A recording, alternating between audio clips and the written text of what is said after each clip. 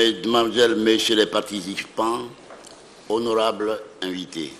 C'est un immense plaisir et un honneur pour moi de présider le premier African Airlines Forum 2006.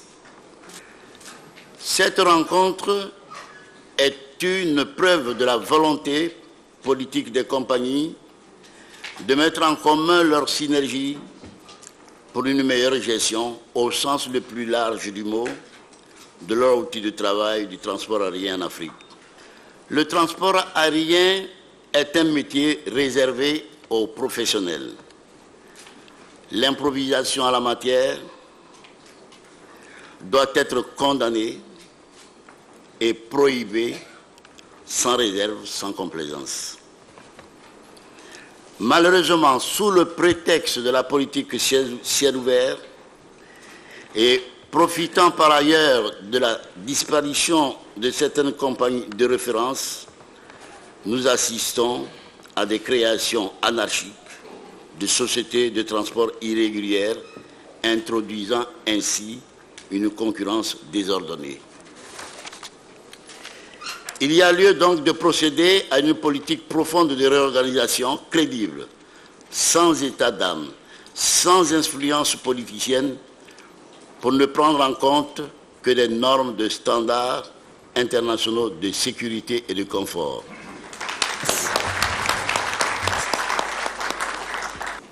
La diversité et la qualité des participants à ce forum augurent déjà des résultats attendus. Chers invités, mesdames et messieurs, le thème retenu pour le présent forum est transport aérien en Afrique, ensemble pour exister, convergence et synergie. Pourquoi un forum sur le transport aérien en Afrique? La réponse à cette question réside dans la prise en compte de deux préoccupations fondamentales, à savoir chercher les voies et moyens idoines à mettre en œuvre pour un décollage durable du transport aérien sur notre continent, trouver des solutions sans passion et sans rentrer dans une culpabilisation stérile à la disparité dans la mise en œuvre des normes OACI, à l'insuffisance des dessertes intra-africaines et à l'accaparement du marché africain par des compagnies étrangères.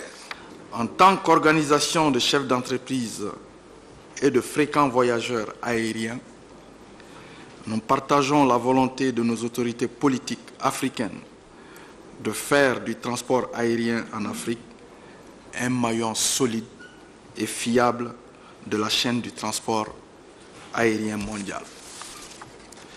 C'est une nécessité, une exigence pour rapprocher les hommes et les entreprises, pour échanger et prospérer dans ce monde devenu village grâce au développement du transport en général et de l'aérien en particulier. C'est dans cette perspective que le gouvernement du Mali, notamment les ministres en charge des transports et du tourisme, ont adopté notre projet qui a recueilli le soutien essentiel de l'Union européenne à travers ProInvest ainsi que de l'UEMOA. Qu'ils en soient remerciés.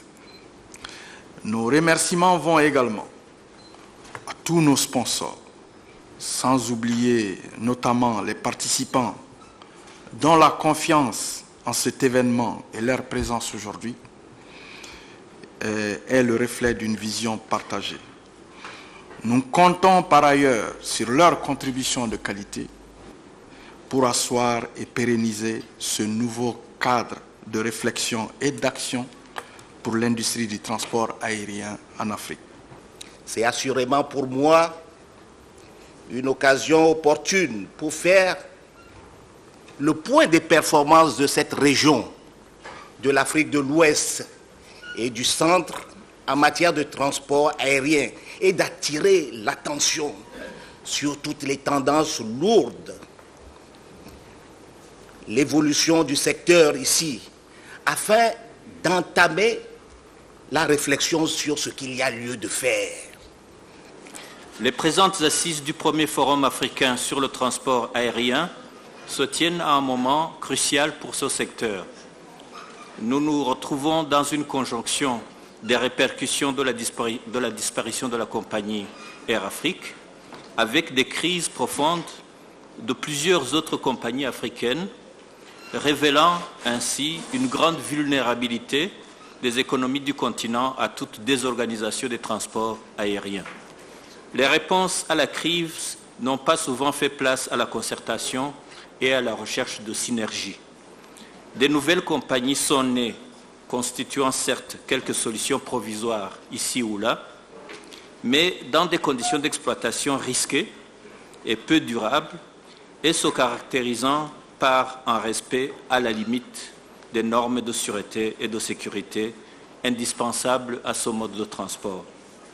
C'est dans ce contexte que le Centre de développement de l'entreprise CDE a, à travers son programme Pro-Invest, encouragé et accepté de soutenir financièrement le réseau malien de l'entreprise en Afrique de l'Ouest, REAO Mali, et l'Association des compagnies aériennes africaines AFRA pour l'organisation des présentes assises.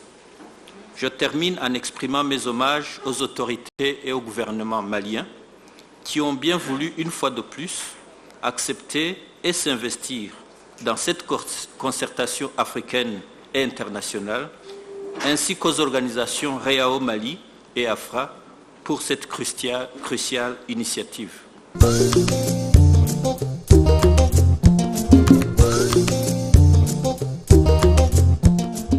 Concernant le fret, c'est un record de 656 000 tonnes transportées en 2004 par les compagnies de l'AFRA.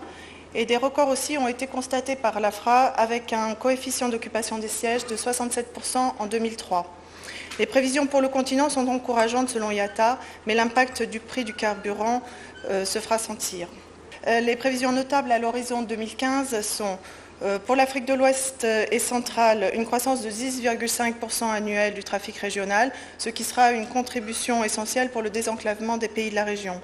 Des taux de croissance d'environ 8% pour l'Afrique du Nord vers l'Asie, une stabilité autour de 4% vers l'Europe et une progression plus forte vers l'Amérique. Les prévisions de Boeing jusqu'en 2024 confirment les taux de croissance vers le continent américain tout en conservant la prédominance des flux vers l'Europe. Le point suivant en ce qui concerne les forces, c'est le soutien de l'État. Et par soutien de l'État, je veux dire que la plupart des compagnies africaines, parce qu'elles sont étatiques, bénéficient du soutien financier de leur gouvernement et pas nécessairement directement, mais le plus souvent par le truchement des lettres de garantie, par le truchement de la souscription de dette ou parce que la dette est reprise par l'État en cas de banqueroute de la compagnie aérienne.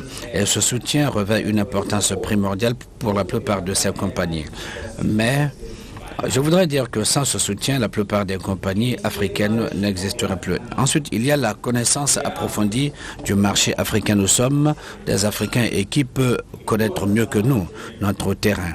Nous comprenons parfaitement notre marché, en tout cas mieux que les compagnies étrangères.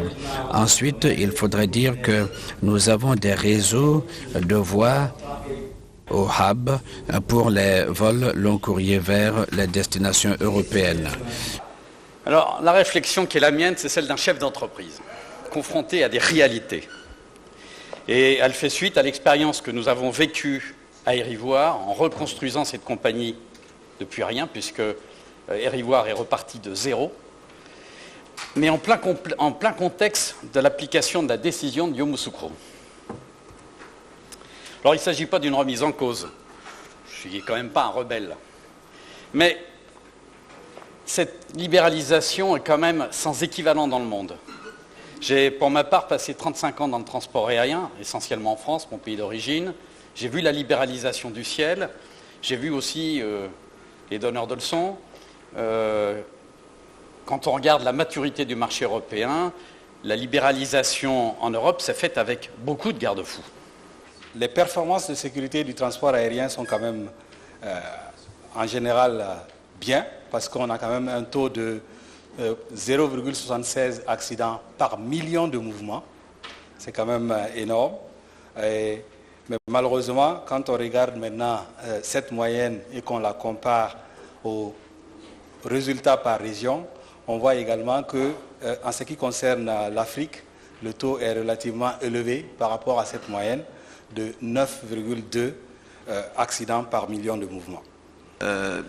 Sur le titre, effectivement, on parle de la viabilité des compagnies aériennes en Afrique, comme s'il y avait un problème finalement, un grave problème de viabilité de compagnies aériennes en Afrique. Et je repensais à ce qu'on a dit ce matin, dans les présentations sur l'état du transport aérien en Afrique. Il y a quand même en Afrique des compagnies qui réussissent. Il y a quand même en Afrique des projets qui fonctionnent parfaitement bien.